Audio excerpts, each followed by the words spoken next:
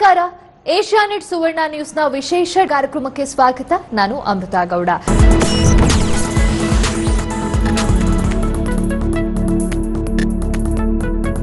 ಆರೋಗ್ಯ ಅನ್ನೋದು ಪ್ರತಿಯೊಬ್ಬರಿಗೂ ಕೂಡ ಬಹಳ ಮುಖ್ಯ. ಆದರೆ ಎಲ್ಲರೂ ಒಂದಲ್ಲ ಒಂದು ಆರೋಗ್ಯ ಸಮಸ್ಯೆಗಳಿಂದ ಬಳಲ್ತಾ ಇರ್ತಾರೆ. ಇಂತಹ ಆರೋಗ್ಯ ಸಮಸ್ಯೆಗಳಿಗೆ ನಿಮ್ಮ ಡಿಯರ್ ಡಾಕ್ಟರ್ ಕಾರ್ಯಕ್ರಮದಲ್ಲಿ ಪರಿಹಾರಗಳನ್ನ, ಸಲಹೆಗಳನ್ನ ತಿಳಿಸ್ಕೊಡ್ತಾ ಬಂದಿದ್ದೀವಿ. ಇನ್ನು ಈ ENT ಸಮಸ್ಯೆಗಳು ಅಂದ್ರೆ ಏನು, ಯಾವ ರೀತಿಯ ಸಮಸ್ಯೆಗಳಿದ್ದಾಗ ನಾವು ENT ಡಾಕ್ಟರ್ ಅನ್ನ ಕನ್ಸಲ್ಟ್ ಮಾಡಬೇಕಾಗತ್ತೆ, ಅಲರ್ಜಿಗೂ ನಮ್ಮ ಕಿವಿಗಳಿಗೂ ಇರುವಂತಹ ಸಂಬಂಧ ಏನು, ಕಿವಿಯನ್ನ ಸ್ವಚ್ಛವಾಗಿ ಹೇಗಿಟ್ಕೋಬೇಕಾಗತ್ತೆ, ಕಿವಿ ಸಮಸ್ಯೆ ಯಾವ ಒಂದು ಕಾರಣದಿಂದ ಆಗತ್ತೆ, ಅದಕ್ಕಿರುವಂತಹ ಟ್ರೀಟ್ಮೆಂಟ್ ಆಪ್ಷನ್ ಏನು, ಸೈನ್ಸ್ ಅಂಡ್ ಸಿಂಪ್ಟಮ್ಸ್ ಏನಿರುತ್ತೆ, ಇದೆಲ್ಲವನ್ನ ತಿಳಿಸ್ಕೊಡೋಕೆ ಇವತ್ತಿನ ಕಾರ್ಯಕ್ರಮದಲ್ಲಿ ನಮ್ಮ ಜೊತೆ ಬಾಗಲಕೋಟೆಯ ಗುಳೇದ್ ಹಾಸ್ಪಿಟಲ್ನ managing director, consultant ENT surgeon doctor Apoorva Guled ಅವರಿದ್ದಾರೆ. ಬನ್ನಿ ಅವರನ್ನ ಕಾರ್ಯಕ್ರಮಕ್ಕೆ ಸ್ವಾಗತಿಸಿಕೊಳ್ಳೋಣ. ಡಾಕ್ಟರ್, ಕಾರ್ಯಕ್ರಮಕ್ಕೆ ಸ್ವಾಗತ ತಮಗೆ. ನಮಸ್ಕಾರ ಡಾಕ್ಟರ್. ಮೊದಲಿಗೆ ಈ ಅಲರ್ಜೀಸ್ ಅಂದ್ರೆ ಏನು, ಜೊತೆಗೆ ಈಗ ಸಾಮಾನ್ಯವಾಗಿ ಅಲರ್ಜಿ ಅಂದಾಕ್ಷಣ ಏನ್ ತಿಳ್ಕೊತೀವಿ, ಸ್ಕಿನ್ ಅಲರ್ಜಿ ಇರಬಹುದು ಅಥವಾ ಏನೋ ಬೇರೆ ಅಲರ್ಜಿ ಆಗಿದೆ ಆ ರೀತಿ ಅಂತ ತಿಳ್ಕೊತಾರೆ. ಬಟ್ ಅಲರ್ಜಿಗೂ ಕಿವಿಗೂ ಇರುವಂತಹ ಸಂಬಂಧ ಏನು ಡಾಕ್ಟರ್? ಮೇಡಮ್, ಅಲರ್ಜಿ ಅಂದರೆ ಒಂದು ಎಕ್ಸಾಜರೇಟೆಡ್ ರೆಸ್ಪಾನ್ಸ್ ಅಂತ ಹೇಳ್ತೀವಿ. ಸೊ ಈಗ ನಾವು ಕಾಮನ್ ಆಗಿರೋ ಫಾರಿನ್ ಬಾಡೀಸ್ ಅಂತ ಹೇಳ್ತೀವಿ, ಇಂಡೋರ್ ಅಲರ್ಜನ್ಸ್ ಅಥವಾ ಔಟ್ಡೋರ್ ಅಲರ್ಜನ್ಸ್ ಅಂತ ಇರುತ್ತೆ. ಸೊ ಅದಕ್ಕೆ ಏನಾದರೂ ನಮ್ಮ ಬಾಡಿ ಯಾವ ಥರ ರಿಯಾಕ್ಟ್ ಮಾಡುತ್ತೆ, ನಮ್ಮ ಬಾಡಿ ಒಂದೊಂದ್ಸಲ ಅಗತ್ಯಕ್ಕಿಂತ ಹೆಚ್ಚಿಗೆ ರಿಯಾಕ್ಟ್ ಮಾಡಿಬಿಡುತ್ತೆ. ಇಮ್ಯುನಾಲಜಿಕಲಿ ಮೀಡಿಯೇಟೆಡ್ ಅಂತ IG ಆಂಟಿಬಾಡಿ ಅಂತ ಇರುತ್ತೆ. ಅದು ಜಾಸ್ತಿ ಅಗತ್ಯಕ್ಕಿಂತ ಜಾಸ್ತಿ ಉತ್ಪತ್ತಿ ಆದಾಗ ಅದರಲ್ಲಿ ಆಗೋ ಏನು ಸಿಂಪ್ಟಮ್ಸ್ ಇರುತ್ತೆ ಅದು ನಮಗೆ ಅಲರ್ಜಿ ಥರ ಕಾಣಿಸ್ಕೊಳುತ್ತೆ ಮೇಡಮ್. ಡಾಕ್ಟರ್, ಇನ್ನು ಈಗ ಈ ರೀತಿ ಅಲರ್ಜೀಸ್ ಆಗಿದೆ ಅಂತಂದಾಗ ಯಾವ ಒಂದಿಷ್ಟು ಸೈನ್ಸ್ ಅಂಡ್ ಸಿಂಪ್ಟಮ್ಸ್ ನ ನೆಗ್ಲೆಕ್ಟ್ ಮಾಡಲೇಬಾರದು ಅಂತ ಇದ್ದಾಗ ಯಾವ್ದಾಗಿರುತ್ತೆ ಡಾಕ್ಟರ್? ಅದು ಈ IG ಆಂಟಿಬಾಡಿ ಅಂತ ಇರುತ್ತೆ, ಇದು ಒಂದಷ್ಟು ಸೆಲ್ಸ್ಗೆ ಬೈಂಡ್ ಆಗುತ್ತೆ. ಸೊ ಬೈಂಡ್ ಆದಾಗ ತುಂಬಾ ಇನ್ಫ್ಲಮೇಟರಿ ಮೀಡಿಯೇಟರ್ಸ್ ರಿಲೀಸ್ ಆಗುತ್ತೆ. ಸೊ ಆ ಮೀಡಿಯೇಟರ್ಸ್ ರಿಲೀಸ್ ಆದಾಗ ನಮಗೆ ತುಂಬಾ ಇನ್ಫ್ಲಮೇಟರಿ ಸೈನ್ಸ್ ಆಗುತ್ತೆ. ಈಗ ನೇಸಲ್ ಸಿಂಪ್ಟಮ್ಸ್ ಬಂದು ನಮಗೆ ತುಂಬಾ ಜಾಸ್ತಿ ಏನು ಸೀನ್ ಬರ್ಬೋದು, ಅಥವಾ ವಾಟರಿ ಡಿಸ್ಚಾರ್ಜು, ಅಥವಾ ಕಣ್ಣಲ್ಲಿ ನಮಗೆ ತುಂಬಾ ಇಚ್ಚಿಂಗ್ ಸೆನ್ಸೇಷನ್, ಕಣ್ಣಲ್ಲಿ ನೀರು ಬರೋದು, ಆಮೇಲೆ ಸ್ಕಿನ್ನಲ್ಲಿ ರ್ಯಾಷಸ್ ಬರ್ಬೋದು. ಎಷ್ಟೊಂದು ಜನಕ್ಕೆ ಫುಡ್ ಅಲರ್ಜೀಸ್ ಇರುತ್ತೆ. ಫುಡ್ ಅಲರ್ಜೀಸ್ ಇದ್ದಾಗ ವಾಮಿಟಿಂಗ್ ಆಗೋದು ಅಥವಾ ಹೊಟ್ಟೆ ನೋವು ಬರೋದು, ಡಯೇರಿಯಾ ಆಗೋದು. ಸೊ ಈ ತರ ಎಲ್ಲ ಸಿಂಪ್ಟಮ್ಸ್ ಆಗುತ್ತೆ ಮೇಡಮ್. ಡಾಕ್ಟರ್, ಈಗ ಮುಖ್ಯವಾಗಿ what causes these allergies doctor? ಯಾವ್ದ್ರಿಂದ ಅಲರ್ಜಿ ಆಗ್ತಾ ಹೋಗಬಹುದು? ಅಲರ್ಜಿ ಅಂತಂದ್ರೆ ಎಕ್ಸಾಂಪಲ್ ಅಟೋಪಿ ಅಂತ ಒಂದಿರುತ್ತೆ. ಅಂದ್ರೆ ದೇ ಆರ್ ಜೆನೆಟಿಕಲಿ ವೈರ್ಡ್, ಅವರಿಗೆ ಜೆನೆಟಿಕ್ಸ್ ಅಲ್ಲೇ ಆ ತರ ಇರುತ್ತೆ. They might exhibit symptoms or they need not. Sensitized ಅಂತ ಒಂದಷ್ಟು ಜನ ಇರ್ತಾರೆ. ಸೊ ಅದರಲ್ಲಿ ಯಾರಿಗೆ ಸಿಂಪ್ಟಮ್ಸ್ ಬರುತ್ತೆ ಅವರಿಗೆ ನಾವು ಅಲರ್ಜಿಕ್ ಇದ್ದಾರೆ ಇವರು ಅಂತ ಹೇಳ್ತೀವಿ. ಸೊ ಈ ತರ ಯಾವುದ್ಯಾವ್ದು ಅಲರ್ಜನ್ಸ್ ಇರುತ್ತೆ, ಇಂಡೋರ್ ಅಲರ್ಜನ್ಸ್ ಅಂತ ಒಂದಷ್ಟು ಇರುತ್ತೆ, ಔಟ್ಡೋರ್ ಅಲರ್ಜನ್ಸ್ ಅಂತ ಇರುತ್ತೆ. ಫಾರ್ ಎಕ್ಸಾಂಪಲ್ ಇಂಡೋರ್ ಅಲರ್ಜನ್ಸ್ ಅಲ್ಲಿ dust mite, that is the most common allergen. ಈಗ ಈ ಡಸ್ಟ್ ಮೈಟ್ ಅನ್ನೋದು ಒಂದು ಸ್ಮಾಲ್ ಇನ್ಸೆಕ್ಟ್, ಅದು ವೆರಿ ಮಿಲಿಮೀಟರ್ ನಲ್ಲಿ ತುಂಬಾ ಚಿಕ್ಕದಿರುತ್ತೆ. ಅದು it feeds on human skin. ನಮ್ದು ಬೆಡ್ಶೀಟ್ ಅಲ್ಲಿ, ಪಿಲೋ ಕವರ್ ಅಲ್ಲಿ ಏನ್ ನಮ್ದು ಡೆಡ್ ಸ್ಕಿನ್ ಬಿದ್ದಿರುತ್ತೆ ಅದ್ರಲ್ಲಿ ಇರುತ್ತೆ, ಸ್ಟೋರೇಜ್ ಅಲ್ಲಿ ಇರುತ್ತೆ, ಸ್ಟೋರೇಜ್ ರೂಮ್ಸ್ ಅಲ್ಲಿ, ಸೊ ಫರ್ನಿಚರ್ಸ್ ಅಲ್ಲಿ ಧೂಳೇನಿರುತ್ತಲ್ಲ, ಸೊ ಅದರಲ್ಲಿ ಡಸ್ಟ್ ಮೈಟ್ ಇಂದ ತುಂಬಾ ಜನಕ್ಕೆ ಅಲರ್ಜಿಕ್ ರಿಯಾಕ್ಷನ್, ಎಕ್ಸಾಜರೇಟೆಡ್ ರೆಸ್ಪಾನ್ಸ್ ಆಗುತ್ತೆ. ಸೊ ಅದರಿಂದ ಈಗ ಬರೋ ಸಿಂಪ್ಟಮ್ಸ್ ನ ನಾವು ಈ ತರ ಅಲರ್ಜಿ ಬರುತ್ತೆ. ಪ್ಲಸ್ ಅದ್ರ ಜೊತೆಗೆ ಈ ಔಟ್ಡೋರ್ ಅಲರ್ಜನ್ಸ್ ಅಂದ್ರೆ ಪೋಲನ್ಸ್ ಇಂದ ಆಗ್ಬೋದು, ಅಥವಾ ಈಗ ಫಂಗೈ ಇರುತ್ತೆ, ಡ್ಯಾಂಪ್ನೆಸ್ ಇರುತ್ತೆ, ಎಸ್ಪೆಷಲಿ ಮಾಯಿಶ್ಚರ್ ತುಂಬ ಇದ್ದಲ್ಲೆಲ್ಲ ಈ ಥರ ನಾವು ಫಂಗಸ್ನ ನೋಡ್ತಿರ್ತೀವಿ. ಅದರಿಂದನೂ ಎಷ್ಟೋ ಜನಕ್ಕೆ ಅಲರ್ಜಿ ಆಗ್ತಿರುತ್ತೆ. ಒಂದಷ್ಟು ಜನಕ್ಕೆ ಫುಡ್ ಅಲರ್ಜೀಸ್ ಆಗ್ತಿರುತ್ತೆ, ಪೀನಟ್ಸಿಂದ ಆಗಲಿ ಅಥವಾ ವೀಟಿಂದ. ಒಂದಷ್ಟು ಜನಕ್ಕೆ ಮಿಲ್ಕ್ ಅಲರ್ಜಿ ಇರುತ್ತೆ, ಆ್ಯಂಡ್ ಒಂದಷ್ಟು ಜನಕ್ಕೆ ಡ್ರಗ್ಸಿಂದ ಕೂಡ ಅಲರ್ಜಿ ಆಗುತ್ತೆ ಮೇಡಮ್. ಓಕೆ ಡಾಕ್ಟರ್, ಇನ್ನು ಇದರ ಒಂದಷ್ಟು ರಿಸ್ಕ್ ಫ್ಯಾಕ್ಟರ್ಗಳು ಅಂತಂದರೆ ಯಾವ್ದು? ಸೊ ಈ ಅಲರ್ಜಿ ಸಿಂಪ್ಟಮ್ಸ್ನ ನಾವು ಅದೇ ಥರ ನೆಗ್ಲೆಕ್ಟ್ ಮಾಡ್ತಾ ಹೋದ್ರು ಅಂತಂದರೆ ಇದು ನೆಕ್ಸ್ಟು ಪಾಲಿಪ್ ಅಂತ ಆಗುತ್ತೆ. ನೇಸಲ್ ಪಾಲಿಪ್ಸ್ ಆಗ್ಬೋದು ಅಥವಾ ಸೈನೋಸೈಟಿಸ್ ಆಗ್ಬೋದು. ಸೊ ಇನ್ನೂ ಜಾಸ್ತಿ ಬಿಟ್ಟರು ಅಂದರೆ ಯುಸ್ಟೇಷನ್ ಟ್ಯೂಬ್ ಎಲ್ಲ ಬ್ಲಾಕ್ ಆಗಿ ನಮ್ಮದೇ ಇಯರಿಂಗ್ ಪ್ರಾಬ್ಲಮ್ನು ಬರ್ಬೋದು. So all our ear, nose, throat ಎಲ್ಲ ಒಂದು ಯುಸ್ಟೇಷನ್ ಟ್ಯೂಬ್ ಅಂತ ಒಂದು ಓಪನಿಂಗ್ ಇರುತ್ತೆ, ಅದರಿಂದ ಕನೆಕ್ಟೆಡ್ ಇರುತ್ತೆ. ಸೊ ಈ ಥರ ಎಲ್ಲ ಕಾಂಪ್ಲಿಕೇಶನ್ಸ್ ಆಗೋ ಸಾಧ್ಯತೆ ಇರುತ್ತೆ. ಓಕೆ ಡಾಕ್ಟರ್, ಸೊ ಈ ರೀತಿಯ ಒಂದಷ್ಟು ಸಮಸ್ಯೆಗಳಿದೆ ಅಂತ ಡಾಕ್ಟರ್ನ ರೀಚ್ ಆದಾಗ ಯಾವ ರೀತಿಯ ಒಂದಷ್ಟು ಡಯಾಗ್ನೋಸ್ಟಿಕ್ ಟೆಸ್ಟ್ಗಳನ್ನು ರನ್ ಮಾಡಲಾಗುತ್ತೆ ಡಾಕ್ಟರ್? ಯಾವುದರಿಂದ ನಮಗೆ ಅಲರ್ಜಿ ಆಗುತ್ತೆ ಅಂತ ತಿಳ್ಕೊಳೋದು ತುಂಬ ಇಂಪಾರ್ಟೆಂಟ್ ಆಗುತ್ತೆ. ಸೊ ಅದಕ್ಕೆ ಸ್ಕಿನ್ ಪ್ರಿಕ್ ಟೆಸ್ಟ್ ಅಂತ ಹೇಳಿ ನಾವು ಮಾಡ್ತೀವಿ. ಸೊ ಸ್ಕಿನ್ ಪ್ರಿಕ್ ಟೆಸ್ಟ್ ಅಂದರೆ ಇದು IgE ಅಂತ ಏನು ಆಂಟಿಬಾಡಿ ಹೇಳಿದೆ ಅದು ರಕ್ತದಲ್ಲಿ ಫ್ರೀ ಆಗಿರುತ್ತೆ. ಒಂದಷ್ಟು IgE ಆಂಟಿಬಾಡಿ ಏನು ಬೌಂಡ್ ಆಗಿರುತ್ತೆ ಸ್ಕಿನ್ಗೆ, ಅದನ್ನು ನಾವು ಕಂಡುಹಿಡಿಯೋದೇ ಈ ಸ್ಕಿನ್ ಪ್ರಿಕ್ ಟೆಸ್ಟಲ್ಲಿ. ಸೊ ಅದನ್ನು ನಾವು ಕೈ ಮೇಲೆ ಒಂದು ಸ್ವಲ್ಪ ಇಂಜೆಕ್ಟ್ ಮಾಡಿಬಿಟ್ಟು ವೆರಿ ಮೈನ್ಯೂಟ್ ಕ್ವಾಂಟಿಟೀಸ್ ಅಲ್ಲಿ ನಾವು ಅಲರ್ಜಿಕ್ ರೆಸ್ಪಾನ್ಸ್ ನ ನೋಡ್ತೀವಿ. ಸೊ ಆ ಪರ್ಟಿಕ್ಯುಲರ್ ಅಲರ್ಜನ್ಸ್ಗೆ ಅವ್ರಿಗೆ ಈಗ ಇಚ್ಚಿಂಗ್ ಆಗಲಿ, ಒಂದು ವೀಲ್ ಅಂಡ್ ಫ್ಲೇರ್ ರಿಯಾಕ್ಷನ್ ಅಂತ ನೋಡ್ತೀವಿ. ಸೊ ಅದನ್ನ ನೋಡಿ ಅದನ್ನು ತುಂಬಾ ಜಾಸ್ತಿ ಸೈಜ್ ಬಂದಿತ್ತು ಅಂತಂದ್ರೆ ನಾವು ಅದನ್ನ ಪಾಸಿಟಿವ್ ರಿಯಾಕ್ಷನ್ ಅಂತ ಕನ್ಸಿಡರ್ ಮಾಡಿ ಅದಕ್ಕೆ ತಕ್ಕಂತೆ ಟ್ರೀಟ್ಮೆಂಟ್ ಕೊಡ್ತಾ ಹೋಗ್ತೀವಿ. ಪ್ಲಸ್ ಇದು ಸೀರಮ್ IG ಏನ್ ಹೇಳ್ತೀವಿ ಅದನ್ನು ನಾವು ಡಯಾಗ್ನೋಸ್ಟಿಕ್ ಲ್ಯಾಬ್ರೇಟರಿನಲ್ಲಿ ಮಾಡ್ತೀವಿ, ಟೆಸ್ಟಿಂಗ್ ಮಾಡ್ತೀವಿ. ಓಕೆ ಡಾಕ್ಟರ್, ಈ ರೀತಿ ಆದಮೇಲೆ ಡಯಾಗ್ನೋಸ್ಟಿಕ್ ಟೆಸ್ಟ್ಗಳಾದಮೇಲೆ ಟ್ರೀಟ್ಮೆಂಟ್ ಆಪ್ಷನ್ಸ್ಗೆ ಬಂದಾಗ ಯಾವ ರೀತಿಯ ಟ್ರೀಟ್ಮೆಂಟ್ ಇರುತ್ತೆ? ಇನಿಷಿಯಲ್ ಸ್ಟೇಜಲ್ಲಿ ಏನು ಟ್ರೀಟ್ಮೆಂಟ್ ಕೊಡಬಹುದು? ಅದೇನಾದರೂ ಫರ್ದರ್ ಕಾಂಪ್ಲಿಕೇಶನ್ ಆಗಿದೆ ಅಂದರೆ ಆವಾಗ ಯಾವ ರೀತಿ ಟ್ರೀಟ್ಮೆಂಟನ್ನು ನೀಡ್ತೀರಾ ಡಾಕ್ಟರ್? ಇದು ಹಿಸ್ಟ್ರಿ ವೈಸು ಮತ್ತು ಕ್ಲಿನಿಕಲ್ ಎಕ್ಸಾಮಿನೇಷನು, ಡಯಾಗ್ನೋಸ್ಟಿಕ್ ಎಲ್ಲ ನೋಡಿಕೊಂಡು ನಾವು categorise them as mild, moderate and severe. ಮತ್ತು ಇದು ಮೇನ್ ಥಿಂಗು ನಮಗೆ ಸ್ಕಿನ್ ಪ್ರಿಕ್ ಟೆಸ್ಟಲ್ಲಿ ಯಾವುದರಿಂದ ಅವ್ರಿಗೆ ಅಲರ್ಜಿ ಇದೆ ಅಂತ ಗೊತ್ತಾದ ತಕ್ಷಣ allergen avoidance is the first line of treatment ಅಂತ ಹೇಳ್ತೀವಿ. ಸೊ ಆ ಅಲರ್ಜನ್ ಅವಾಯ್ಡೆನ್ಸ್ಗೆ ನಾವು ಪ್ರಾಪರಾಗಿ ಕೌನ್ಸಿಲಿಂಗ್ ಮಾಡ್ತೀವಿ. ಈಗ ಡಸ್ಟ್ ಮೈಟ್ನ ಯಾವ ಥರ ಅವಾಯ್ಡ್ ಮಾಡಬೇಕು, ಆ್ಯಂಡ್ ಫಂಗಸ್ನ ಯಾವ ಥರ ಅವಾಯ್ಡ್ ಮಾಡಬೇಕು, ಫುಡ್ ಅಲರ್ಜೀಸ್ನ ನಾವು ಯಾವ ಥರ ಅವಾಯ್ಡ್ ಮಾಡಬೇಕು ಅಂತ ಈ ಥರ ಒಂದು ಹಾಫ್ ಆನ್ ಅವರ್ ಕೌನ್ಸಿಲಿಂಗ್ ಮಾಡ್ತೀವಿ. ಸೆಷನ್ ಬೇರೆನೇ ತಗೋತೀವಿ. ಅದಾದಮೇಲೆ we give symptomatic treatment for them. Anti histamines ಇರುತ್ತೆ, ಸ್ಟಿರಾಯ್ಡ್ಸ್ ಇರುತ್ತೆ, nasal sprays, nasal washes, nasal douching, ಇದೆಲ್ಲ ಮಾಡೋದ್ರಿಂದ ತುಂಬ ಅವರಿಗೆ ಸಿಂಪ್ಟಮೆಟಿಕ್ ರಿಲೀಫ್ ಆಗುತ್ತೆ. ಇದಲ್ಲದೆ ಈಗ ಇಮ್ಯುನೋಥೆರಪಿ ಅಂತ ಒಂದು ಬಂದಿದೆ. ಸೊ ಇಮ್ಯುನೋಥೆರಪಿ ಅಂತಂದರೆ ಇಟ್ ಈಸ್ ಐದರ್ ಸಬ್ ಲಿಂಗ್ವಲ್ಲೂ ಕೊಡ್ತೀವಿ ಅಥವಾ ಇಂಜೆಕ್ಷನ್ಸು ಅವೈಲೇಬಲ್ ಇದೆ. ಸಬ್ ಲಿಂಗ್ವಲ್ ಅಂತ ಅಂದರೆ ನಾವು ಸ್ಮಾಲ್ ಕ್ವಾಂಟಿಟಿ ಆಫ್ ಅವ್ರಿಗೆ ಎದಕ್ಕೆ ಯಾವ ಅಲರ್ಜಿಕ್ ಇರ್ತಾರೋ ಅದನ್ನೇ ನಾವು ವೆರಿ ಮೈನ್ಯೂಟ್ ಕ್ವಾಂಟಿಟೀಸ್ನಲ್ಲಿ ಕೊಡ್ತಾ ಹೋಗ್ತೀವಿ. ಸೊ ದಟ್ ಅವ್ರ ಬಾಡಿ ಸೆನ್ಸಿಟೈಸೇಷನ್ ಅದಕ್ಕೆ ಕಡಿಮೆ ಆಗ್ತಾ ಹೋಗುತ್ತೆ. So this is a permanent solution. ಆಮೇಲೆ ಇವನ್ IG ಆಂಟಿಬಾಡಿಗೂ ಕೂಡ ಬೇರೆ ಒಂದಷ್ಟು ಡ್ರಗ್ಸ್, ಬಯಾಲಜಿಕಲ್ಸ್ ಅಂತ ಇದೆ, ಒಮ್ಯಾಲಿಜುಮಾಬ್ ಅಂತ ಎಲ್ಲ ಇದೆ ಟ್ರೀಟ್ಮೆಂಟು. ಈ ಥರ ಎಲ್ಲ ಮಾಡ್ಕೋತಾ ಹೋಗ್ತೀವಿ ಸ್ಟೇಜ್ ವೈಸ್. Okay doctor. ಈಗ ಈ ENT ಯಲ್ಲೂ ಕೂಡ ಎಮರ್ಜೆನ್ಸಿ ಅಂತ ಏನಾದರೂ ಬರಬಹುದು, ಎಮರ್ಜೆನ್ಸಿ ಸಿಚುವೇಶನ್ಸ್ ಅಂತ, ಸೊ ಯಾವ ಥರ ಆಗಬಹುದು? ಡೆಫಿನೆಟ್ಲಿ ಫಾರಿನ್ ಬಾಡೀಸ್ ಏನಿರುತ್ತಲ್ಲ that is an emergency condition. ಎಷ್ಟೊಂದು ಜನ ಚಿಕ್ಕ ಮಕ್ಕಳು ನೋಸಲ್ಲಿ ಹಾಕೊಂಡು ಬಂದಿರ್ತಾರೆ, ಕಾಯಿನ್ಸು ಎಲ್ಲ ನುಂಗಿರ್ತಾರೆ. ಸೊ ಅದೆಲ್ಲ ಎಮರ್ಜೆನ್ಸಿ ಕಂಡೀಷನ್ಸ್. ಒಂದು ಮ್ಯಾಲಿಗ್ನೆಂಟ್ ಒಟೈಟಿಸ್ ಎಕ್ಸ್ಟರ್ನಾ ಅಂತ ಹೇಳ್ತೀವಿ, ಡಯಾಬಿಟಿಕ್ ಪೇಷಂಟ್ಸಲ್ಲಿ ಬರುತ್ತೆ. ತುಂಬ ಜೋರಾಗಿ ಕಿವಿ ನೋವು, ಇಯರ್ ಡಿಸ್ಚಾರ್ಜ್ ಎಲ್ಲ ಬರುತ್ತೆ. ಅವ್ರಿಗೆ ಇಮಿಡಿಯೇಟ್ಲಿ ನಾವು ಸರ್ಜರೀಸ್ನ ಮಾಡಲೇಬೇಕಾಗತ್ತೆ. ಓಕೆ ಡಾಕ್ಟರ್, ಈಗ ಆಫನ್ ನಮ್ಮ ಬಾಡಿಯಲ್ಲಿ ಯಾವುದಾದ್ರೂ ಒಂದು ಪಾರ್ಟ್ನ ನೆಗ್ಲೆಕ್ಟ್ ಮಾಡ್ತೀವಿ ಅಂತಂದರೆ ಅದು ನಮ್ಮ ಕಿವಿ ಆಲ್ಮೋಸ್ಟ್ ಆ ಒಂದು ಲಿಸ್ಟಿಗೆ ಸೇರ್ಕೊಳ್ಳುತ್ತೆ. ಬಿಕಾಸ್ ಏನೇ ಪ್ರಾಬ್ಲಮ್ ಆದ್ರೂ ಅದು ಕಿವಿಗೆ ಏನೋ ಒಂದು ನೆಕ್ಸ್ಟ್ ನಮಗೆ ದೊಡ್ಡ ಸಮಸ್ಯೆ ಆಗಬಹುದು ಅಂತ ಯಾರು ಏನೂ ಅನ್ಕೊಳ್ಳಲ್ಲ. ಈಗ ರಿಪೀಟೆಡ್ ಆಗಿ ಇಚ್ಚಿಂಗ್ ಬರೋದಾಗಿರ್ಬಹುದು ಅಥವಾ ಪಸ್ ರಿಲೀಸ್ ಆಗೋದಿರ್ಬೋದು. ಈ ರೀತಿ ಆದಾಗ ಕೆಲವೊಂದಿಷ್ಟು ಟ್ರೆಡಿಷನಲ್ ಮೆಥಡ್ಸ್ನ ಫಾಲೋ ಮಾಡಕ್ ಹೋಗ್ತಾರೆ. ಅದು ವರ್ಕ್ ಆಗುತ್ತೋ ಇಲ್ವೋ ಅನ್ನೋದನ್ನು ಕೂಡ ತಿಳ್ಕೊಳ್ಳಲ್ಲ. ಸೊ ಇದರಿಂದ ಯಾವ ರೀತಿಯ ಕಾಂಪ್ಲಿಕೇಶನ್ಸ್ ಆಗಬಹುದು ಡಾಕ್ಟರ್? ಕಿವಿ ಇಯರ್ ಡಿಸ್ಚಾರ್ಜ್ ಆದಾಗ ಮೋಸ್ಟ್ ಆಫ್ ದೆಮ್ ಮಾಡೋದು ಕೊಬ್ಬರಿ ಎಣ್ಣೆ ಹಾಕ್ಬಿಡ್ತಾರೆ. ಕೊಬ್ಬರಿ ಎಣ್ಣೆ ಇಸ್ ಅನ್ ಆರ್ಗ್ಯಾನಿಕ್ ಕಂಟೆಂಟ್ ಇರೋದ್ರಿಂದ ಅದು ಮತ್ತೆ ಇನ್ನೂ ಜಾಸ್ತಿ ಬ್ಯಾಕ್ಟೀರಿಯಲ್ ಆ್ಯಂಡ್ ಫಂಗಲ್ ಇನ್ಫೆಕ್ಷನ್ ಆಗಿ ನಮ್ಮ ಔಟರ್ ಇಯರ್ ಇನ್ಫೆಕ್ಟ್ ಆಗೋದಲ್ಲದೆ ನಮ್ದೇನು ಮೆಂಬ್ರೇನ್ ಇರುತ್ತೆ, ಟಿಂಪ್ಯಾನಿಕ್ ಮೆಂಬ್ರೇನ್, ಅದು ಕೂಡ ಪರ್ಫೋರೇಟ್ ಆಗಿಬಿಡುತ್ತೆ. ಸೊ ಪರ್ಫೋರೇಷನ್ ಆದಾಗ ಮತ್ತೆ ಹಿಯರಿಂಗ್ ಲಾಸ್ ಆಗಿ ಒಳಗಡೆ ಇನ್ನರ್ ಇಯರ್ ಸಹಿತ ಡ್ಯಾಮೇಜ್ ಆಗೋ ಚಾನ್ಸಸ್ ಇರುತ್ತೆ. So even without doctors prescription ಅವರಿಗೆ ಫಂಗಲ್ ಇನ್ಫೆಕ್ಷನ್ ಇದ್ರೆ ಆಂಟಿ ಬ್ಯಾಕ್ಟೀರಿಯಲ್ ಹಾಕೊಂಡಾಗ ಇನ್ನೂ ಜಾಸ್ತಿ ಆಗುವಂಥ ಸಿಂಪ್ಟಮ್ಸ್ ಜಾಸ್ತಿ ಆಗೋ ಚಾನ್ಸಸ್ ಇರುತ್ತೆ.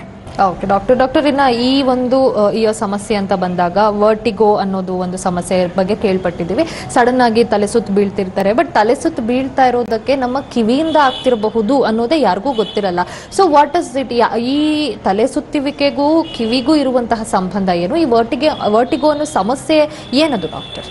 ಈ ವರ್ಟಿಗೋ ಅಂತಂದ್ರೆ ಈಗ ನಾನು ಕೂತಿದ್ದೀನಿ, ನನ್ನ ಸುತ್ತಮುತ್ತ ಫುಲ್ಲು ತಿರುಗ್ತಾ ಇದೆ ಅನ್ನೋದು, ಅಥವಾ ಸುತ್ತಮುತ್ತ ಕಾನ್ಸ್ಟೆಂಟ್ ಇದೆ, ನಾನೇ ತಿರುಗ್ತಾ ಇದ್ದೀನಿ ಅನ್ನೋ ಒಂದು ಫೀಲಿಂಗ್ ಏನಿರುತ್ತಲ್ಲ ಅದು ವರ್ಟಿಗೋ ಅಂತೀವಿ. ಸೊ ಇದಕ್ಕೆ ಸೆಂಟ್ರಲ್ ಕಾಸಸ್ ಅಂದ್ರೆ ನಾವು ಮನುಷ್ಯ ಒಂದು ನಾರ್ಮಲ್ ಬ್ಯಾಲೆನ್ಸ್ ಆಗಿ ನಿಂತ್ಕೋಬೇಕು ಅಂತಂದ್ರೆ ನಮ್ಮ brain, ice, years, joints, touch sensation ಇದೆಲ್ಲ ತುಂಬಾ ಇಂಪಾರ್ಟೆಂಟ್ ಆಗುತ್ತೆ. ಸೊ ಬ್ರೇನ್ ಅದು ಸೆಂಟ್ರಲ್ ಕಾಸಸ್ ಅಂದ್ರೆ ಬ್ರೇನ್ ಇನ್ವಾಲ್ವ್ ಇರುತ್ತೆ. ಈ ಪೆರಿಫೆರಲ್ ಕಾಸಸ್ ಅಂತ ಏನ್ ಬಂದಾಗ ಕಿವಿ ಈಸ್ ವೆರಿ ಇಂಪಾರ್ಟೆಂಟ್. ಕಿವಿಯಲ್ಲಿ ಒಂದು ಇನ್ನರ್ ಇಯರ್ ಅಲ್ಲಿ ಒಂದು ಆರ್ಗನ್, ವೆಸ್ಟಿಬ್ಯೂಲ್ ಅಂತ ಆರ್ಗನ್ ಇರುತ್ತೆ. ಸೊ ಅದರಲ್ಲಿ ಏನಾದ್ರೂ ಪ್ರಾಬ್ಲಮ್ಸ್ ಆದ್ರೆ ನಮಗೆ ತಲೆ ಸುತ್ತುವಿಕೆ ಬರುತ್ತೆ. ಸೊ ಇದು ವೆಸ್ಟಿಬ್ಯೂಲ್ ಅನ್ನೋದು ನಮ್ದು ಇನ್ನರ್ ಇಯರ್ ಆರ್ಗನ್. ಸೊ ಇದು ನಮ್ಮ ಕಿವಿದು ಎರಡು ಕೆಲಸ, ಒಂದು ಹಿಯರಿಂಗ್ ಕೇಳಿಸ್ಕೊಳೋದು, ಇನ್ನೊಂದು ಬ್ಯಾಲೆನ್ಸ್. ಸೊ ಈ ವೆಸ್ಟಿಬ್ಯೂಲ್ ನಲ್ಲಿ ಈ ಸೆಮಿಸರ್ಕ್ಯುಲರ್ ಕೆನಲ್ಸ್ ಏನಿರುತ್ತೆ ಇದರಲ್ಲಿ ಫ್ಲೂಯಿಡ್ ಇರುತ್ತೆ. ಸೊ ಒಟೋಲಿಥಿಕ್ ಕ್ರಿಸ್ಟಲ್ಸ್ ಅಂತ ಇರುತ್ತೆ. ಅದು ಒಂದ್ಸಲ ಡಿಸ್ಪ್ಲೇಸ್ ಆಗ್ಬಿಟ್ಟು ಈ ಸೆಮಿಸರ್ಕ್ಯುಲರ್ ಕೆನಲ್ಸ್ ಅಲ್ಲಿ ಓಡಾಡಕ್ ಶುರು ಮಾಡುತ್ತೆ. ಸೊ ಆ ಟೈಮಲ್ಲಿ ಬ್ರೈನಿಗೆ ರಾಂಗ್ ಸಿಗ್ನಲ್ ಹೋಗುತ್ತೆ ದಟ್ ಪರ್ಸನ್ ಇಸ್ ಮೂವಿಂಗ್ ಅಂತ. ಸೊ ನಮಗೆ ಒಂಥರ ವರ್ಟೈಗೋ ಸೆನ್ಸೇಷನ್ ಆಗುತ್ತೆ. ಸೊ ಆ ಓಟೋಲಿಥಿಕ್ ಕ್ರಿಸ್ಟಲ್ಸ್ನ ನಾವು ರೀಪೊಸಿಷನ್ ಮಾಡೋದು ತುಂಬ ಇಂಪಾರ್ಟೆಂಟ್ ಆಗುತ್ತೆ ಟ್ರೀಟ್ಮೆಂಟಲ್ಲಿ. ಅಲಾಂಗ್ ವಿತ್ ಟ್ಯಾಬ್ಲೆಟ್ಸ್, ಫಾರ್ಮಕೋಥೆರಪಿ, ಈ ವೆಸ್ಟಿಬ್ಯುಲರ್ ರಿಹ್ಯಾಬಿಲಿಟೇಷನ್ ಪ್ಲಸ್ ರೀಪೊಸಿಷನಿಂಗ್ ಮೆನ್ಯೂರ್ಸ್ ಅಂತ ಏನು ಹೇಳ್ತೀವಿ ಅದು ಇದಕ್ಕೆ ವೆರಿ ಅಪ್ರೋಪ್ರಿಯೇಟ್ ಟ್ರೀಟ್ಮೆಂಟ್ ಅಂತ ಹೇಳ್ಬೋದು. ಎಸ್ ಡಾಕ್ಟರ್, ಈ ಬಗ್ಗೆ ಮತ್ತಷ್ಟು ಡೀಟೇಲ್ಸ್ ಅನ್ನ ತಿಳ್ಕೊತೀನಿ. ಅದಕ್ಕೂ ಮುಂಚೆ ಒಂದು ಬ್ರೇಕ್ ತಗೊಂಡ್ ಬರೋಣ. ಕಾರ್ಯಕ್ರಮ ಮುಂದುವರಿಯುತ್ತೆ ಪುಟ್ಟ ವಿರಾಮದ ಬಳಿಕ.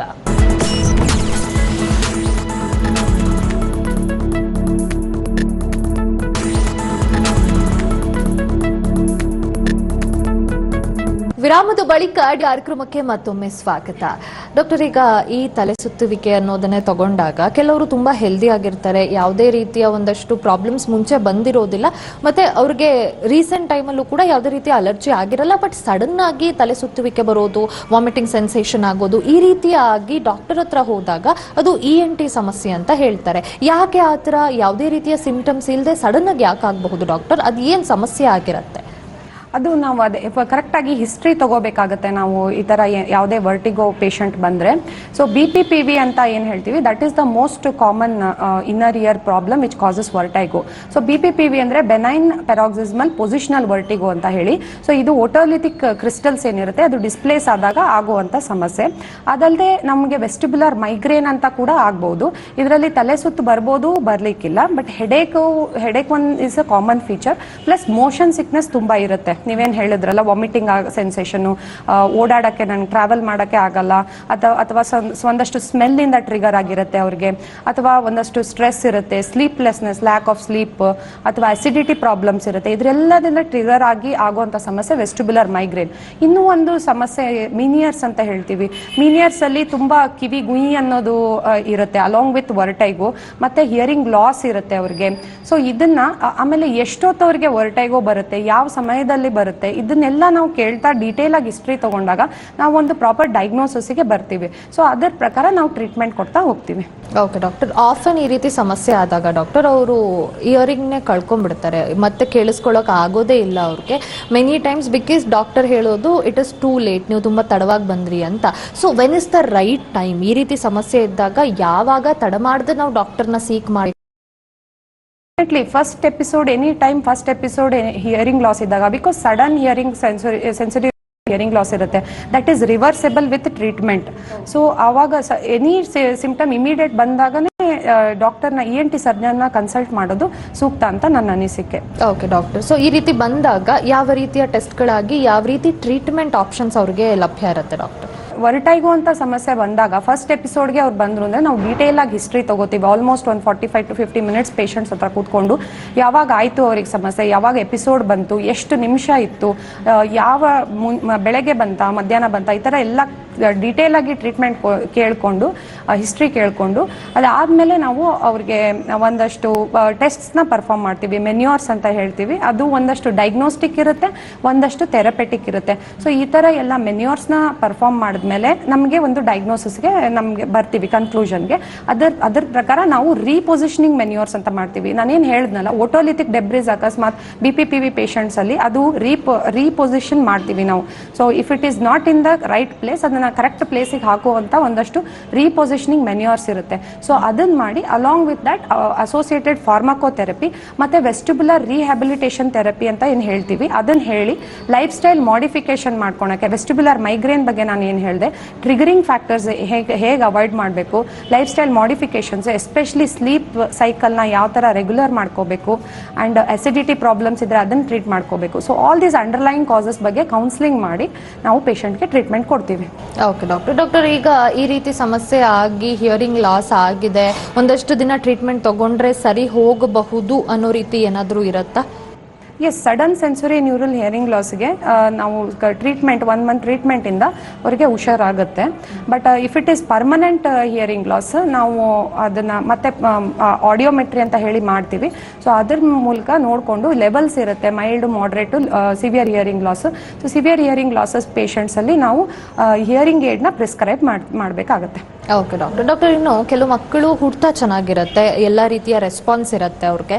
ಬಟ್ ಹೋಗ್ತಾ ಹೋಗ್ತಾ ಒಂದು ಸ್ವಲ್ಪ ತಿಂಗಳಾಗಿರಬಹುದು ಅಥವಾ ವರ್ಷ ಆದಮೇಲೆ ಸಡನ್ ಆಗಿ ಮಗು ಹಿಯರಿಂಗ್ ಲಾಸ್ ಆಗಿಬಿಡುತ್ತೆ. ಸೊ ಲೈಕ್ ಪೇರೆಂಟ್ಸು ಅದು ಮುಂಚೆನೇ ಇತ್ತಾ ಅಥವಾ ಆಮೇಲೆ ಆಯ್ತಾ ಅನ್ನೋದೇ ಅವ್ರಿಗೆ ಕನ್ಫ್ಯೂಸ್ ಆಗುತ್ತೆ. ಸೊ ಆ ರೀತಿ ಸಮಸ್ಯೆಗಳು ಯಾಕೆ ಆಗಬಹುದು? ಬಿಕಾಸ್ ಆಫ್ ಜೆನೆಟಿಕ್ಸಾ ಅವ್ರ ಬೇರೆ ಏನಾದರೂ ಸಮಸ್ಯೆ ಇರಬಹುದಾ? ತಾಯಿ ಗರ್ಭದಲ್ಲಿದ್ದಾಗ ಅದು ಐಡೆಂಟಿಫೈ ಮಾಡ್ಲಿಕ್ಕೆ ಆಗಲ್ವಾ ಹೇಗೆ ಅಂತ? ಹುಟ್ಟಾನೆ ಹಿಯರಿಂಗ್ ಲಾಸ್ ಇದೆ ಅಂತಂದ್ರೆ ಪ್ರೀ ಮೆಚೂರ್ ಬೇಬೀಸ್ ಅಲ್ಲಿ ಅದೊಂದು ನೋಡ್ಕೋಬೇಕಾಗತ್ತೆ. ಅಥವಾ ಮದರ್ ಏನಾದರೂ ಓಟೋಟಾಕ್ಸಿಕ್ ಡ್ರಗ್ಸ್ ಅಂತ ಇರುತ್ತೆ, ಅದನ್ನೇನಾದ್ರೂ ಕನ್ಸ್ಯೂಮ್ ಮಾಡಿದ್ರೆ ಆಗಿರುತ್ತೆ. ಇಲ್ಲ ಜೆನೆಟಿಕಲಿನೂ ಒಂದಷ್ಟು ಮಕ್ಕಳಲ್ಲಿ ಹುಟ್ಟಾನೆ ಸಮಸ್ಯೆ ಇರುತ್ತೆ. ಸೊ ಈ ತರ ಸಮಸ್ಯೆ ಇದ್ದಾಗ ನಾವು OAE ಅಂತ ಹೇಳಿ ಒಂದು ಮಾಡ್ತೀವಿ, ಒಟೋ ಅಕೌಸ್ಟಿಕ್ ಎಮಿಷನ್ಸ್ ಅಂತ ಹೇಳಿ. It is a screening test. So ಮಗು ಹುಟ್ಟಿದ ತಕ್ಷಣ ಅದು ಇತ್ತು ಅಂತಂದ್ರೆ ನಮಗೆ ಗೊತ್ತಾಗುತ್ತೆ ಹಿಯರಿಂಗ್ ಪ್ರಾಬ್ಲಮ್ ಇದೆಯಾ ಇಲ್ಲ ಮಗುಗೆ ಅಂತಂದು ಹೇಳಿ. ಸೊ ಆ ಸ್ಕ್ರೀನಿಂಗ್ ಒಂದು ಎಲ್ಲ ಹಾಸ್ಪಿಟಲ್ಸ್ ಅಲ್ಲಿ ಅವೈಲೇಬಲ್ ಮಾಡ್ಕೊಂಡ್ರೆ ಬೆಟರ್ ನನ್ನ ಪ್ರಕಾರ. ಅಂದ್ರೆ ನಾವು ಸ್ಕ್ರೀನಿಂಗ್ ಮಾಡ್ಕೊಂಡ್ಬಿಡ್ಬೋದು. ಹಿಯರಿಂಗ್ ಮುಂದೆ ಮಗುಗೆ ಡೆಫ್ನೆಸ್ ಆಗೋದನ್ನ ತುಂಬಾ ಅರ್ಲಿ ಪ್ರಿವೆನ್ಷನ್ ಮಾಡ್ಬೋದು. ಅಂಡ್ ವಿದಿನ್ 2 years ನಾವು ಅದನ್ನ ಡಿಟೆಕ್ಟ್ ಮಾಡಿಬಿಟ್ಟು ನೋಡಿದ್ವಿ ಅಂದ್ರೆ, ಇನ್ವೆಸ್ಟಿಗೇಷನ್ಸ್ ಮಾಡಿಸಿದ್ವಿ ಅಂದ್ರೆ ಕಾಕ್ಲಿಯರ್ ಇಂಪ್ಲಾಂಟೇಷನ್ ಅನ್ನೋ ಒಂದು ಇಂಪಾರ್ಟೆಂಟ್ ಸರ್ಜರಿ ಕೂಡ ಅವೈಲೇಬಲ್ ಇದೆ. ಸೊ ಅದನ್ನ ಮಾಡಿದ್ರು ಕೂಡ ಮಕ್ಕಳಲ್ಲಿ ಡೆಫ್ನೆಸ್ ನಾವು ಪ್ರಿವೆಂಟ್ ಮಾಡ್ಬೋದು. ಅದ್ರ ಜೊತೆಗೆ ಅವ್ರದ್ದು ಸ್ಪೀಚ್ ಸಹಿತ ಇಂಪ್ರೂವ್ ಆಗುತ್ತೆ. ವಿದಿನ್ 2 years ಅಲ್ಲೇ ಅದನ್ನ ಕಂಡು ಹಿಡ್ಕೊಂಡು ಮಾಡಿದ್ರೆ ಮಗುವಿನ ಡೆವಲಪ್ಮೆಂಟ್ಗೆ ನಾವು ತುಂಬಾ ಸಹಾಯ ಮಾಡ್ದಂಗೆ ಆಗುತ್ತೆ. ಓಕೆ ಡಾಕ್ಟರ್, ಮತ್ತಷ್ಟು ಡೀಟೇಲ್ಸ್ ನ ತಿಳ್ಕೊತೀನಿ. ಅದಕ್ಕೆ ಮುಂಚೆ ಮತ್ತೊಂದು ಬ್ರೇಕ್ ತಗೊಂಡ್ ಬರೋಣ. ಕಾರ್ಯಕ್ರಮ ಮುಂದುವರಿಯುತ್ತೆ ಮತ್ತೊಂದು ಪುಟ್ಟ ವಿರಾಮದ ಬಳಿಕ. ವಿರಾಮದ ಬಳಿಕ ಕಾರ್ಯಕ್ರಮಕ್ಕೆ ಮತ್ತೊಮ್ಮೆ ಸ್ವಾಗತ. ಡಾಕ್ಟರ್, ಈಗ ಈ ಯಾವುದೇ ಒಂದು ಸಮಸ್ಯೆಗಳಿಗೆ ಒಂದು ಮೂಲ ಕಾರಣ ಅಂದ್ರೆ ಲೈಫ್ ಸ್ಟೈಲ್ ಚೇಂಜಸ್. ನಮ್ಮ ಲೈಫ್ ಸ್ಟೈಲ್ ಇಂದ ಸಾಕಷ್ಟು ಸಮಸ್ಯೆಗಳು ನಮಗೆ ಬರ್ತಾ ಹೋಗುತ್ತೆ. ಅದರಲ್ಲಿ ENT ಸಮಸ್ಯೆಗೆ ಬಂದ್ರೆ ರೆಗ್ಯುಲರ್ ಯೂಸೇಜ್ ಆಫ್ ಹೆಡ್ಫೋನ್ಸ್ ಅಥವಾ ಇಯರ್ಫೋನ್ಸ್, ಇಯರ್ಬಡ್ಸ್. ಇವಾಗ ಯಾರು ಕಿವಿಲ್ ನೋಡಿದ್ರು ಬಡ್ಸ್ ಅನ್ನ ನಾವು ನೋಡ್ತೀವಿ ಖಂಡಿತವಾಗಿಯೂ. ಸೊ ಇಯರ್ಬಡ್ಸ್ ನ ರೆಗ್ಯುಲರ್ ಆಗಿ ಯೂಸ್ ಮಾಡೋದ್ರಿಂದ ಎಷ್ಟು ಸಮಸ್ಯೆ ಉಂಟಾಗಬಹುದು? ಯಾವ ರೀತಿ ಅದನ್ನು ಯೂಸ್ ಮಾಡಬೇಕಾಗತ್ತೆ, ಹೇಗೆ doctor? So ear buds, first of all that material is made up of silicon ಅಲ್ಲ. ಸೊ ಔಟರ್ ಇಯರ್ ಅಲ್ಲಿ may be it might cause allergic reactions, skin infections ಎಲ್ಲ ಮಾಡುತ್ತೆ. ಅಂಡ್ ಇದು ಡೈರೆಕ್ಟ್ ಆಗಿ ನಮ್ಮ ಟಿಂಪ್ಯಾನಿಕ್ ಮೆಂಬ್ರೇನ್ಗೆ ಸೌಂಡ್ ಕಳಿಸುತ್ತೆ. ಸೊ ಇದನ್ನ ನಾವು ಯೂಶುವಲಿ 60 to 65 ಡೆಸಿಬಲ್ ಇಷ್ಟೇ ಸೌಂಡ್ ಇಟ್ಕೋಬೇಕು ನಾರ್ಮಲ್ ಹಿಯರಿಂಗ್ ಲೆವೆಲ್. ಇದು ದಾಟಿತು ಅಂತಂದ್ರೆ more than 80 decibel, more than 90 decibel ದಾಟ್ಕೊಂಡು ಹೋಯ್ತು ಅಂದ್ರೆ ನಿಮ್ಮ ಮೊಬೈಲಲ್ಲಿ ಒಂದು ಇಂಡಿಕೇಶನ್ ತೋರಿಸುತ್ತೆ, you are exceeding the maximum audible level ಅಂತ ಹೇಳಿ. ಸೊ ಅದನ್ನ ಎಕ್ಸೀಡ್ ಮಾಡ್ಕೊಂಡು ನಾವು ಕೇಳಿ ಮೋರ್ ದೆನ್ 60 minutes ಕೇಳಿದ್ವಿ ಅಂತಂದ್ರೆ ನಮಗೆ ಪರ್ಮನೆಂಟ್ ಆಗಿ ಹಿಯರಿಂಗ್ ಲಾಸ್ ಆಗಕ್ಕೆ ಸಾಧ್ಯತೆ ಇರುತ್ತೆ. ಅಂದ್ರೆ first of all hearing noise induced hearing loss ಅಂತ ಹೇಳ್ತೀವಿ ಇದಕ್ಕೆ. So more than 60 minutes, more than 60 decibel ನಾವು ಕೇಳಿದ್ವಿ ಅಂದ್ರೆ ಅದು ಡ್ಯಾಮೇಜ್ ಆಗಕ್ಕೆ ಶುರು ಆಗುತ್ತೆ. ಅಂಡ್ ಹೋಗ್ತಾ it can definitely cause permanent hearing loss. ಅದ್ರ ಜೊತೆ ಟಿನೈಟಸ್ ಪ್ರಾಬ್ಲಮ್ ಆಗಲಿ ಅಂಡ್ ಇವನ್ ತುಂಬಾ ಇನ್ಫೆಕ್ಷನ್ಸ್ ಆಗಲಿ. ಆಮೇಲೆ ಇದು ಇಯರ್ಬಡ್ಸ್ ತುಂಬಾ ಹಾಕೋದ್ರಿಂದ ವ್ಯಾಕ್ಸ್ ಏನಿರುತ್ತೆ ತುಂಬಾ ಒಳಗಡೆ ಹೋಗಿಸ್ಬಿಡ್ತಾರೆ ವ್ಯಾಕ್ಸ್ನ. ಸೊ ಆ ವ್ಯಾಕ್ಸ್ ಮತ್ತೆ ತುಂಬಾ ಗಟ್ಟಿಯಾಗಿ ಇಂಪ್ಯಾಕ್ಟೆಡ್ ವ್ಯಾಕ್ಸ್ ಆಗಿ ಸೊ ಅದು ತುಂಬಾ ಪ್ರಾಬ್ಲಮ್ಸ್ ಕಾಸ್ ಮಾಡುತ್ತೆ. ಓಕೆ ಡಾಕ್ಟರ್, ಇಂಥ ಸಂದರ್ಭದಲ್ಲಿ ಹೇಗೆ ನಮ್ಮ ಕಿವಿಯನ್ನ ನಾವು ಕ್ಲೀನ್ ಆಗಿ ಇಟ್ಕೋಬೇಕಾಗತ್ತೆ? ಈಗ ಇಯರ್ಬಡ್ಸ್ ಯೂಸ್ ಮಾಡ್ತಾರೆ, ನಾನು ಕ್ಲೀನ್ ಮಾಡ್ತಿದ್ದೀನಿ ಇಯರ್ಸ್ನ, ಏನು ಸಮಸ್ಯೆ ಆಗಲ್ಲ ಅಂತ ಅನ್ಕೋತಾರೆ. ಕೆಲವರು ಸೇಫ್ಟಿ ಪಿನ್ಸ್ ಯೂಸ್ ಮಾಡ್ತಾರೆ, ಜೊತೆಗೆ ಇಯರ್ ಕ್ಲೀನಿಂಗ್ ಟೂಲ್ಸ್ ಅನ್ನ ಕೂಡ ಯೂಸ್ ಮಾಡ್ತಾರೆ. ಬಟ್ ಸ್ಟಿಲ್ ಪ್ರಾಪರ್ ಕೇರ್ ಅನ್ನ ತಗೊಳ್ಳಿಕ್ಕೆ ಆಲ್ಮೋಸ್ಟ್ ತುಂಬಾ ಜನಕ್ಕೆ ಗೊತ್ತಿಲ್ಲ. ಸೊ ಯಾವ ರೀತಿ ನಮ್ಮ ಕಿವಿಗಳನ್ನ ನಾವು ಕೇರ್ ಮಾಡಬೇಕಾಗತ್ತೆ? ಇಯರ್ ಅಲ್ಲಿ ವ್ಯಾಕ್ಸ್ ಆಗೋದು it's a normal process. So ಅದು ತುಂಬಾ ಆಕ್ಚುಲಿ ಅದರಿಂದ ಬೆನಿಫಿಟ್ಸೇ ಇದೆ. It has a cushioning effect. ನಿಮ್ ಟಿಂಪ್ಯಾನಿಕ್ ಮೆಂಬ್ರೇನ್ ಏನಿರುತ್ತೆ ಅದನ್ನ ಸೇವ್ ಮಾಡುತ್ತೆ. ಅದು ನಾವು ಊಟ ಮಾಡುವಾಗ ಇಲ್ಲ ಮಾತಾಡುವಾಗ ತನ್ನಷ್ಟಕ್ಕೆ ತಾನೇ ಹೊರಗೆ ಬರುತ್ತೆ. ಸೊ ಇದನ್ನ ನೀವು ಡೆಲಿಬರೇಟ್ಲಿ ಕ್ಲೀನ್ ಮಾಡೋ ಅವಶ್ಯಕತೆ ಇರೋದಿಲ್ಲ.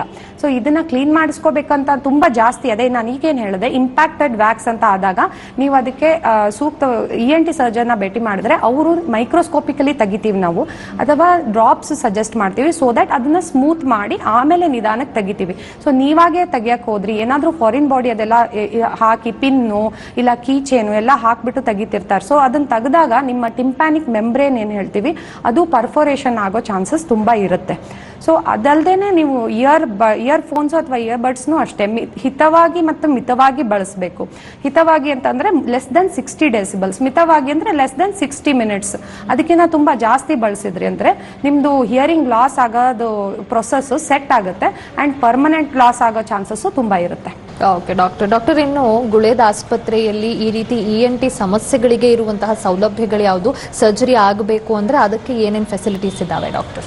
ಸೊ ನಮ್ಮ ಆಸ್ಪತ್ರೆಯಲ್ಲಿ OPDs ಏನಿದೆ ಎಲ್ಲ ಎಂಡೋಸ್ಕೋಪಿಕ್ OPDs ಇದೆ, ಪ್ಲಸ್ ಮೈಕ್ರೋಸ್ಕೋಪಿಕ್ ಆಲ್ ಸರ್ಜರೀಸು ಆಗುತ್ತೆ. ಲೈಕ್ ಕಿವಿ ಪರ್ದೆ ತೂತಾಗಿತ್ತು ಅಂದರೆ ನಾವು ಅದಕ್ಕೆ ಟಿಂಪನೋಪ್ಲಾಸ್ಟಿ ಅಂತ ಮಾಡ್ತೀವಿ. ಒಂದೊಂದ್ಸಲ ಕಿವಿ ಹಿಂದೆ ಗಡ್ಡೆ ಕೂಡ ಬೆಳ್ಕೊಂಡಿರುತ್ತೆ, ಅದನ್ನು ನಾವು ಮಾಡಲಿಕ್ಕೆ ರಾಡಿಕಲ್ ಮ್ಯಾಸ್ಟೋಡೆಕ್ಟಮಿ ಅಂತ ಮಾಡ್ತೀವಿ. ಸೊ ಅದನ್ನು ಎಲ್ಲ ಮೈಕ್ರೋಸ್ಕೋಪ್ ಥ್ರೂ ಮಾಡ್ತೀವಿ. ಪ್ಲಸ್ ನಾವು ಟಾನ್ಸಿಲ್ಲು ಮತ್ತು ಎಡಿನಾಯ್ಡ್ ಮಾಡಲಿಕ್ಕೂ ಒಂದು ಕಾಬ್ಲೇಟರ್ ಅಸಿಸ್ಟೆಡ್ ಸರ್ಜರೀಸ್ನ ಮಾಡ್ತೀವಿ. ಅದರಲ್ಲಿ ಬ್ಲೀಡಿಂಗ್ ಕಡಿಮೆ ಆಗುತ್ತೆ, ಬ್ಲಡ್ ಲಾಸ್ ಕಡಿಮೆ ಆಗುತ್ತೆ, ಪೇಷಂಟ್ ರಿಕವರಿ ವಿದಿನ್ 1 day ಪೇಷಂಟ್ನ ನಾವು ಡಿಸ್ಚಾರ್ಜ್ ಮಾಡ್ತೀವಿ. ಇದಲ್ಲದೆ ನಮ್ಮಲ್ಲಿ ಆಡಿಯೋಮೆಟ್ರಿ ಸೌಲಭ್ಯನೂ ಇದೆ, ಸೌಂಡ್ ಪ್ರೂಫ್ ಲ್ಯಾಬ್ ಇದೆ. ಪ್ಲಸ್ ನಾವು ವರ್ಟೈಗೋ ಸಮಸ್ಯೆನ ಸರಿ ಮಾಡಲಿಕ್ಕೆ ವೆಸ್ಟ್ಯುಬ್ಯುಲರ್ ಲ್ಯಾಬ್ ಇದೆ. ಆ್ಯಂಡ್ ಅಲರ್ಜಿ ಸಮಸ್ಯೆ ಏನೇ ಪರಿಹಾರ ಕಂಡ್ಕೊಳಕ್ಕೆ ಅಲರ್ಜಿ ಸುಸಜ್ಜಿತವಾದ ಅಲರ್ಜಿ ಕ್ಲಿನಿಕ್ ಸಹಿತ ಎಸ್ಟಾಬ್ಲಿಷ್ ಮಾಡಿದ್ದೀವಿ. ಓಕೆ ಡಾಕ್ಟರ್ ಇನ್ನು ಕೆಲವೊಂದಿಷ್ಟು ಶಸ್ತ್ರಚಿಕಿತ್ಸೆಗಳನ್ನ ಎಲ್ಲರ ಕೈಲೂ ಆಪ್ಟ್ ಮಾಡ್ಲಿಕ್ಕೆ ಆಗೋದಿಲ್ಲ, ಬಡ ಜನರಿಗೆ ಅದು ಕಷ್ಟ ಆಗ್ಬಿಡುತ್ತೆ. ಅಂಥವರಿಗೆ ಗುಳೇದ ಆಸ್ಪತ್ರೆಯಿಂದ ಸಿಗ್ತಿರುವಂತಹ ಸೌಲಭ್ಯಗಳೇನಿದೆ ಡಾಕ್ಟರ್? ನಮ್ಮ ಆಸ್ಪತ್ರೆಯಲ್ಲಿ ಆಲ್ ದ ಗೌರ್ಮೆಂಟ್ ಸ್ಕೀಮ್ಸ್ ಎಲ್ಲ ಅವೈಲೇಬಲ್ ಇದೆ. ಆರೋಗ್ಯ ಭಾಗ್ಯ ಆಗಲಿ, ಆಮೇಲೆ ಎಲ್ಲ ಗೌರ್ಮೆಂಟ್ ಎಂಪ್ಲಾಯೀಸ್ಗೂ ಸಹಿತ ಎಲ್ಲ ಸ್ಕೀಮ್ಸ್ ಆಗಲಿ, ಹೆಸ್ಕಾಮ್ನವ್ರಿಗೂ ಆಗಲಿ, ಆಮೇಲೆ ಇವನ್ ಇನ್ಶೂರೆನ್ಸಸ್ ಎಲ್ಲ ಅವೈಲೇಬಲ್ ಇದೆ. ಸೊ ಅವರಿಗೆ ಎಲ್ಲ ಥರ ಅನುಕೂಲ ಆಗೋವಂಥ ಎಲ್ಲ ಫೆಸಿಲಿಟೀಸು ನಮ್ಮ ಹಾಸ್ಪಿಟಲಲ್ಲಿ ಅವೈಲೇಬಲ್ ಇದೆ. ಓಕೆ ಡಾಕ್ಟರ್ ಮತ್ತೊಂದು ಪ್ರಶ್ನೆ ಅಂತಂದ್ರೆ, ಈಗ ನೀವಾಗಲೇ ಹೇಳಿದ್ರಿ ಇಷ್ಟು ಡೆಸಿಬಲ್ ಅಲ್ಲಿ ನಾವು ಕೇಳಿಸ್ಕೋಬೇಕಾಗತ್ತೆ ಏನೇ ಆದ್ರೂ ಹಿತವಾಗಿ ಮಿತವಾಗಿ ಅಂತ. ಕೆಲವರು ಏನ್ ಮಾಡ್ತಾರೆ, ಪ್ರೆಗ್ನೆಂಟ್ ಇರ್ತಾರೆ, ಹೊಟ್ಟೆಲ್ ಮಗು ಇರುತ್ತೆ, ಬಟ್ ಮೂವಿ ನೋಡ್ಲಿಕ್ಕೆ ಹೋಗ್ತಾರೆ, ಅಲ್ಲಿ ಸೌಂಡ್ ಜಾಸ್ತಿ ಇರುತ್ತೆ. ಅಂಡ್ ಆಫ್ಟರ್ ದಟ್ ಮಗು ಚಿಕ್ಕದಿದ್ದಾಗ್ಲೂ ಕೂಡ ಸಿನಿಮಾ ಥಿಯೇಟರ್ಗೆ ಮಗುನ ಕರ್ಕೊಂಡು ಹೋಗ್ತಾರೆ. So how safe it is for baby? ಆ ಮಗುವಿನ ಹಿಯರಿಂಗ್ಗೆ ಸಮಸ್ಯೆಗಳಾಗ್ತಾ ಹೋಗತ್ತಾ ಅಂತ ಡಾಕ್ಟರ್ ಈ ವಿಚಾರ?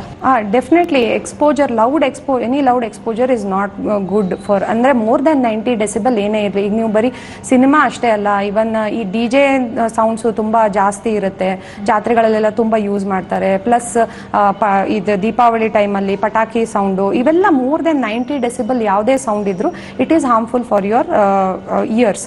ಸೊ ಆದಷ್ಟು ಇದನ್ನ ಅವಾಯ್ಡ್ ಮಾಡೋದೇ ಬೆಟರ್. ಓಕೆ ಡಾಕ್ಟರ್, ಇನ್ನು ಕೊನೆಯದಾಗಿ ಈ ರೀತಿಯ ಕಿವಿಗೆ ಸಂಬಂಧಪಟ್ಟ ಸಮಸ್ಯೆಗಳನ್ನ ನಾವು ಪ್ರಿವೆಂಟ್ ಮಾಡಬೇಕು ಅಂತ ಇದ್ದಾಗ ಯಾವ ರೀತಿಯ ಒಂದಷ್ಟು ನೆಸೆಸರಿ ಸ್ಟೆಪ್ಗಳನ್ನ ತಗೋಬೇಕಾಗತ್ತೆ? ಸೊ ಇಯರ್ನ ಮಾತ್ರ ಅದೇ ಕ್ಲೀನಿಂಗ್ ಏನಿರುತ್ತೆ ತುಂಬಾ ನಾವು ಕೊಬ್ಬರಿ ಎಣ್ಣೆ ಅಂತೂ ಬಳಸಲೇಬಾರ್ದು. ಮತ್ತೆ ಓವರ್ ದ ಕೌಂಟರ್ ಡ್ರಗ್ಸ್ ಏನಿರುತ್ತೆ ಅದನ್ನ ತಗೋಬಾರ್ದು ವಿದೌಟ್ ಡಾಕ್ಟರ್ ಪ್ರಿಸ್ಕ್ರಿಪ್ಷನ್. ನೀವು ಎಷ್ಟು ಕಿವಿನ ಡ್ರೈ ಆಗಿ ಇಟ್ಕೊಂತೀರೋ ಅಷ್ಟು ಅದು ಆರಾಮಾಗಿರುತ್ತೆ. ಸೊ ಇಷ್ಟು, ಆಮೇಲೆ ಇವನ್ ಇಯರ್ಫೋನ್ಸ್ ಅದು ಬಳಸಬೇಕಾದ್ರೂ ಅಷ್ಟೇ, ನೀವು ನಾರ್ಮಲ್ ಹಿಯರಿಂಗ್ ಲೆವೆಲಲ್ಲಿ ನೀವು ಯೂಸ್ ಮಾಡಿದ್ರಿ ಅಂತಂದ್ರೆ ನಿಮ್ಮ ಇಯರ್ಸು ಚೆನ್ನಾಗಿರುತ್ತೆ ಅಂತ ಹೇಳ್ಬೋದು. ಓಕೆ ಡಾಕ್ಟರ್, ಇವತ್ತಿನ ಕಾರ್ಯಕ್ರಮದಲ್ಲಿ ಸಾಕಷ್ಟು ವಿಚಾರಗಳನ್ನ ತಿಳಿಸ್ಕೊಟ್ರಿ. ENT ಸಂಬಂಧಿತ ಸಮಸ್ಯೆಗಳಿಗೆ ಸಾಮಾನ್ಯವಾಗಿ ವೀಕ್ಷಕರು ಎಷ್ಟೋ ಜನಕ್ಕೆ ಗೊತ್ತೇ ಇರೋದಿಲ್ಲ. ನಮ್ಮ ಕಿವಿ ಸಮಸ್ಯೆ ಆಗೋದು ಈ ರೀತಿ ಯಾವಾಗಲೂ ತಲೆ ಸುತ್ತು ಬಂದಿರುತ್ತೆ, ಅದಾದ್ಮೇಲೆ ಕೇಳಿಸ್ತಿರಲ್ಲ ಏನೂ, ಬಟ್ ಅದು ಇದರಿಂದಲೇ ಅನ್ನೋದೇ ಗೊತ್ತಿರಲ್ಲ. ಆ ವಿಚಾರನ ಕೂಡ ವೀಕ್ಷಕರಿಗೆ ಕ್ಲಾರಿಫೈ ಮಾಡಿದ್ರಿ. ಥ್ಯಾಂಕ್ ಯು ಸೋ ಮಚ್ ನಮ್ಮ ಜೊತೆ ಇವತ್ತು ಜಾಯ್ನ್ ಆಗಿದ್ದಕ್ಕೆ ಡಾಕ್ಟರ್. Thank you. ನೋಡಿದ್ರಲ್ಲ ವೀಕ್ಷಕರೇ, ಇದಾಗಿತ್ತು ಇವತ್ತಿನ ಕಾರ್ಯಕ್ರಮ. ನೇರ ದಿಟ್ಟ ನಿರಂತರ ಸುದ್ದಿಗಾಗಿ ನೋಡ್ತಾ ಇರಿ ಏಷ್ಯಾನೆಟ್ ಸುವರ್ಣ ನ್ಯೂಸ್.